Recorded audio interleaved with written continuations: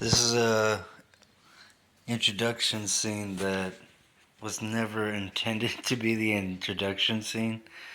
Um, these two gentlemen that are security guards smoking, walking under this bridge, and you get to see the train for the first time, which is very, I guess, key piece of the city.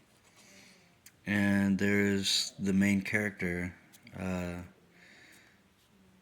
very ominous approach to the beginning of the film. You can already guess what he's, just done, and he's crossing the street. These four shots of the opening of the scene, or opening of the film, were not intended to be in the film. And so he returns to his humble abode, and you hear in the background the dings of the train. Um, that was the production logo. This is the main opening scene for his character, and putting on his gloves, pull the strings. And so there's the first title there. He's abusing his hat. The question is why he mistreats his hat so much in this shot, but it's to give the character a little, something a little extra. Like maybe you don't know what's really behind that. And same goes for that look he just gives off into the distance, and then of course he checks his ticket, puts it back in his brown wallet, and returns it to his jacket pocket. And he knows what he wants to do. He's getting ready for. Basically, this character knows that people are eventually after him, and he can only do this for so long. This character, he came to the city and decided to take on a new identity. So anyhow, this is the title shot. I wanted to use old letters for this. So yes, he's a chiropractor on his time, but he's actually a hitman. And you get to see the city in these scenes, which is the best part. Um, I shot this one one morning, and this was about 7 or 8 shots, and the way I edited it came out to be, quite well.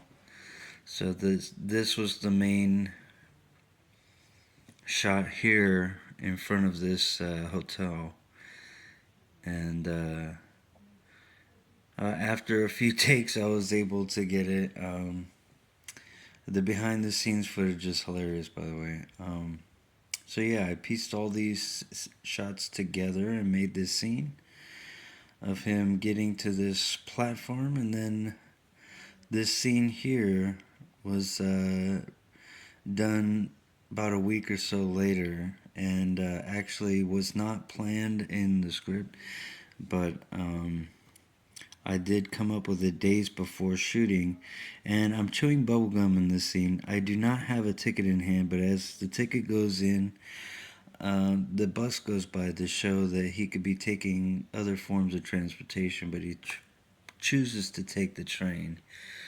And he walks by something that looks familiar. It's actually pictures of him, wanted posters, letting people know to look out for Mr. Charles.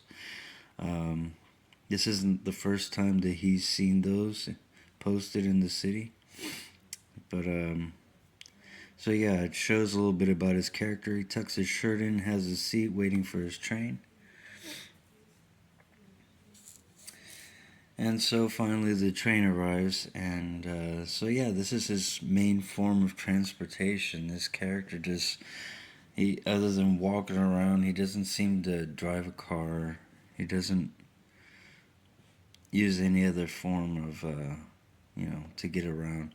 So this is the same bridge underneath, and you see um, basically where he's traveling to, and he's You know, the character is trying to get away in a lot of ways. That's why he moved to this city. He was getting away from somewhere else. His job from before as a hitman is, you know, eventually caught up with him. And so, yeah, so that's the intro of the film. And then this is actually a flashback. While he's on the train, he has flashbacks of his, you know, moments that have led him up to the present moment. And this shot was not intended to be a part of the film. It's not in the script as well. It's just showing the character getting ready for another, I guess, kill. And so it turned out so well, I decided to keep it in the film. This shot included as well. I needed that for a little bit exposition to this shot, which is takes place much later in the film, where he's burning the these photographs and a memory, which is this pocket watch that reads 12:21.